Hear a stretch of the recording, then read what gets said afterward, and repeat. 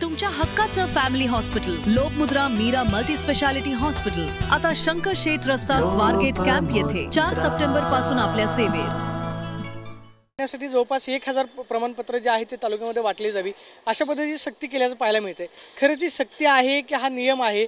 नक्की आदेशामध्ये काय म्हटलं? नक्की आदेशामध्ये असं म्हटलंय की पुण्याच्या डिव्हिजनल कमिशनरने एक मीटिंग घेतली आणि त्यामध्ये आता जो काही शासन निर्णय झालाय मराठा आरक्षणासंदर्भात त्याच्या अनुषंगाने प्रत्येक तालुक्यामध्ये कमीत कमी 15 दिवसाचा सेवा पंधरवडा आहे, म्हणजे 17 सप्टेंबर ते 2 ऑक्टोबरपर्यंत या कालावधीमध्ये प्रत्येक तालुक्यामध्ये 1000 प्रमाणपत्र वाटण्याचं त्यांना टार्गेट देण्यात आलेलं आहे।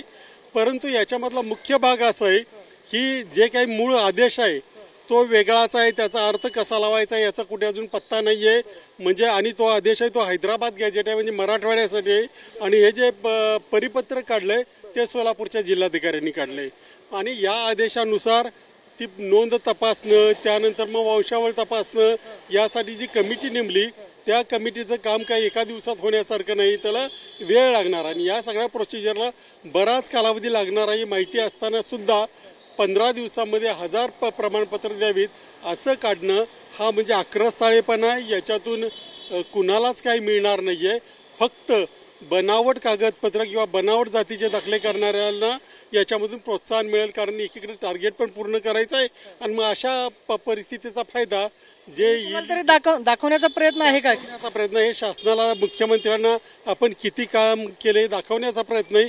इतरही त्या परिपत्रकातले विषय ते म्हणजे असे संशयास्पदच आहे, परंतु हा विषय जास्त संशयास्पद अशासाठी आहे की याच्यातून बनावट जे लोक आहेत ते याचा गैरफायदा घेणार आहेत, प्रशासनावर दबाव असणार आहे।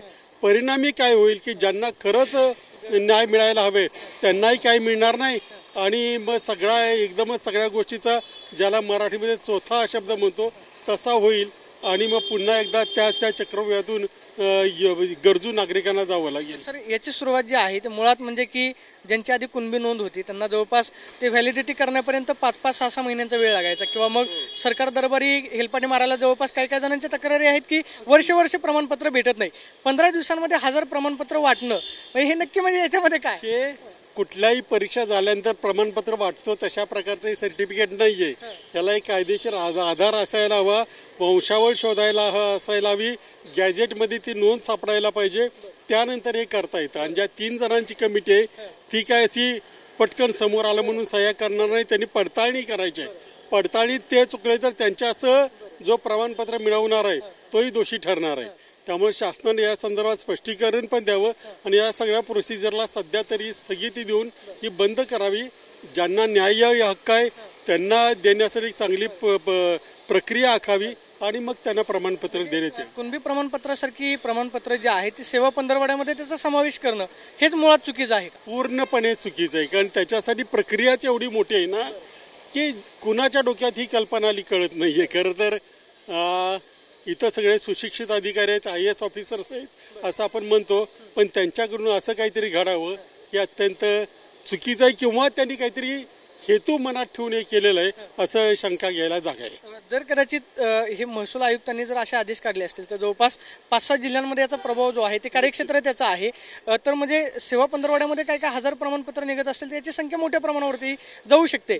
मग याचा जो घोळ आहे तो रोखण्यासाठी नक्की काय करावं लागेल? वेळ पडली तर तुम्ही कोर्टामध्ये जाणार का? नाही, याच्यामध्ये कोर्टात जाण्याचा प्रश्न नाही, कारण अजून या GRचाच आदेश लागायचा आहे, त्या संदर्भात कोर्ट कचेऱ्या होणार आहेत।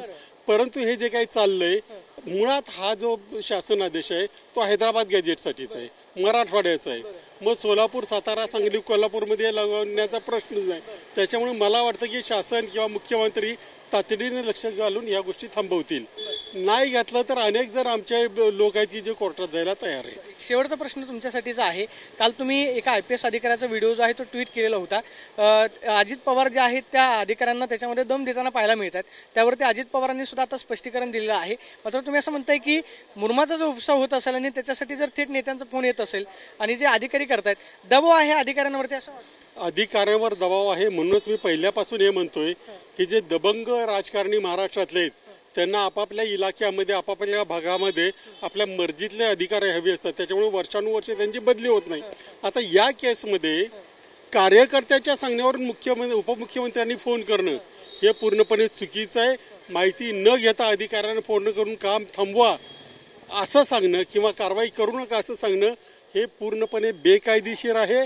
आणि याच्यामध्ये झालंय काय की आता कारवाई कुणावर, तर ज्या कार्यकर्त्याने फोन केला त्याच्यावर किंवा ज्या महिला अधिकाऱ्याने जे काही केलंय त्याच्यावर शिस्तभंगाची कारवाई. अरे गुन्हा केला पवारांनी, शिक्षा मात्र त्या आरोपीला आणि तपास अधिकाऱ्याला. हा कुठला प्रकार आहे? याच्यामध्ये मुख्यमंत्र्यांनी लक्ष घालून अजित पवारांवर आणि अशा लोकांवर कारवाई केली पाहिजे. कारण राजकारणी फोन करतात आणि नंतर त्याची सगळी जबाबदारी ही खालच्या अधिकाऱ्यावर किंवा इतरांवर टाकून मोकळे होतात. परंतु राजकारण्यांनी असं वागू नये हे बघण्याची जबाबदारी मुख्यमंत्र्यांची आहे.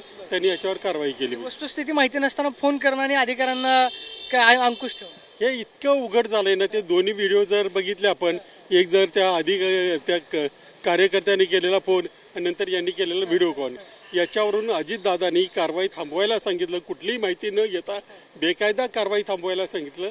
आणि हा आमच्यामध्ये क्राईम आहे. म्हणजे ज्याने क्राईम करायला उद्युक्त केलं त्याच्यावर शिक्षा होते, पण प्रत्यक्षात कारवाई केली ज्यांनी क्राईम केला त्याच्यावर कारवाई होत नाही.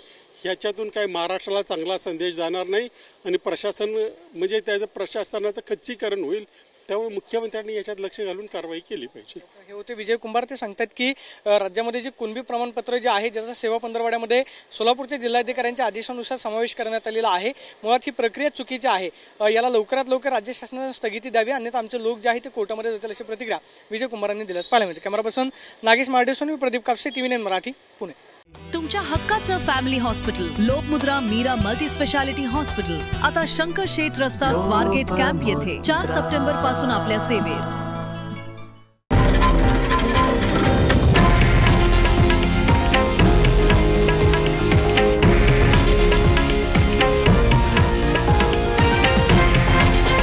हे आहे देशातील नंबर 1 न्यूज नेटवर्क आणि आपण पाहत आहात TV9 मराठी, एकमेव.